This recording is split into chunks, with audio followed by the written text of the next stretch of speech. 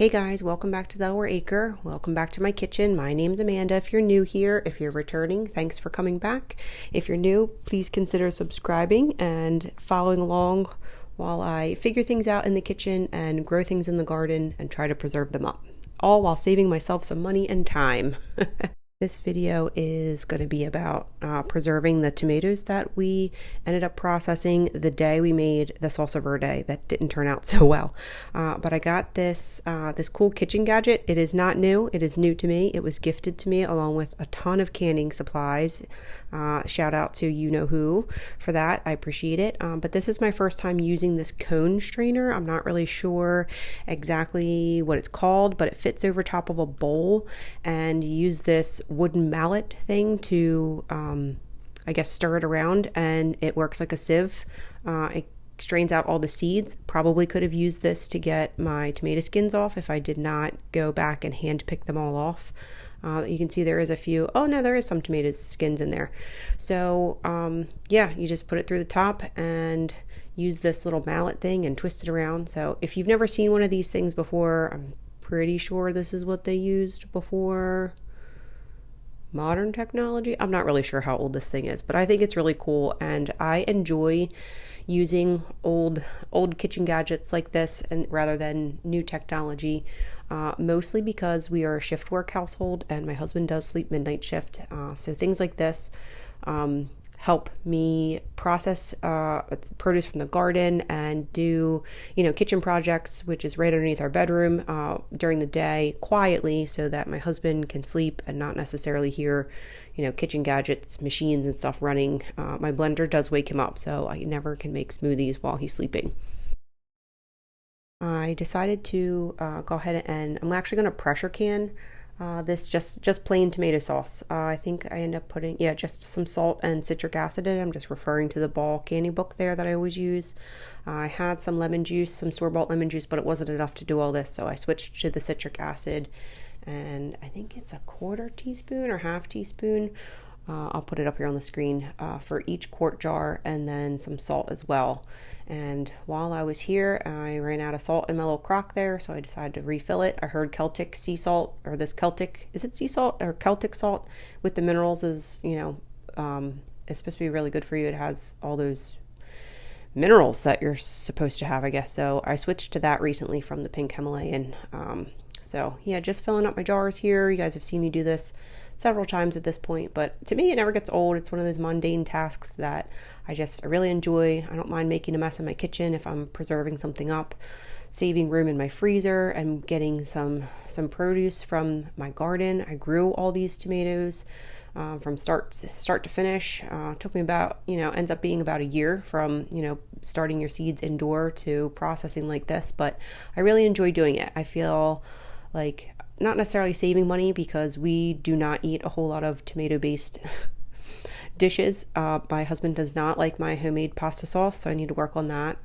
He has an Italian grandmother, so she has since passed, so I was never able to get her recipe, so here we are. I am at the drawing board with that, but I take the opportunity when I wipe my rims with vinegar to just feel the rims, or I'm sorry, the rims of the jars to see if there's any nicks or defects or anything in the top of the jar that would impede my seal, and then the rings go on. I decided to pressure can this day. I'm not really sure why. I think I just didn't want to get all the water out in my water bath canner. So my pressure canner takes 3 quarts. Oh, I have to put 3 quarts of water in. I do put a glug of distilled white vinegar in to help keep any residue or anything from building up on the outside of my jars. My Presto 23 canner, I think this is, can do 7 quarts in one batch. So they're all in, get the canner going. And this is the aftermath. This is the aftermath of food preservation and home cooking. So like I said, I don't really mind making a mess in my kitchen. I really don't. It's a quick wipe up. Have a dishwasher. We do have modern conveniences that help make things go much quicker. This cone sieve mesh thing, I'm not really sure what it's called. Has to be hand washed, but no big deal. Quick wipe down. Compost bucket is getting full there. Just hand wash here, and while I'm waiting for the canner. And here are my jars. After I pressure can them per the way that the Ball Complete Book of Home Preservation suggests, they are a sloppy mess. They are so messy. I had so much siphoning and I was so frustrated because, again, this is like, we're talking probably a year or so from, germinating seeds to getting them in the ground to growing them, harvesting.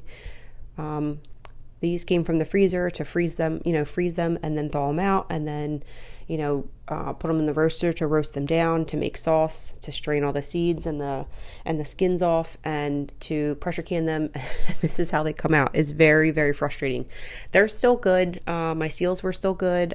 I was able to take the rings off and clean them up. I did wipe each jar down with some vinegar, make sure there's no cookies on the outside, because if you put that in your long-term storage, mine is in my basement, so I don't want to invite any more critters than the crickets that are down there, because that's gross. But we have cats, so they take care of that. But anyway, I was very frustrated that these jars looked like this, and I'm part of a few Facebook groups that are for canning. They don't necessarily follow by the book, and I find good information there. And I posted these pictures on there and was told that it seems like I am depressurizing or letting the pressure come down after I'm done pressure canning them the allotted time, that I'm letting the pressure come down too quickly. Meaning I usually just turn the burner off and let it come down to pressure on its own, and I give it several hours before I'll even take the weight off or take the lid off, and then I let them cool down in the water for several minutes, 5 or 10 minutes, and then I pull them out and put them on the countertop to cool overnight. And apparently that cooling down, just turning the burner off, is way too, I guess it's too quick to let it cool down.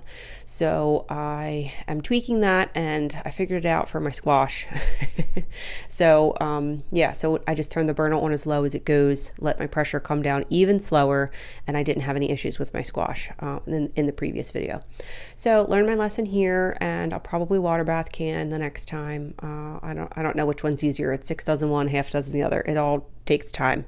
But time in the kitchen is, for me, is therapeutic, and I enjoy putting things on my pantry shelf, even though it's something that I'm not sure what we're going to use it for. I think I end up making tomato soup, and I'll make a video on that. But I'm constantly looking for a good pasta red sauce recipe. So thanks for hanging out with me today in the kitchen, listening to me ramble on about tomatoes and pressure canning and all that.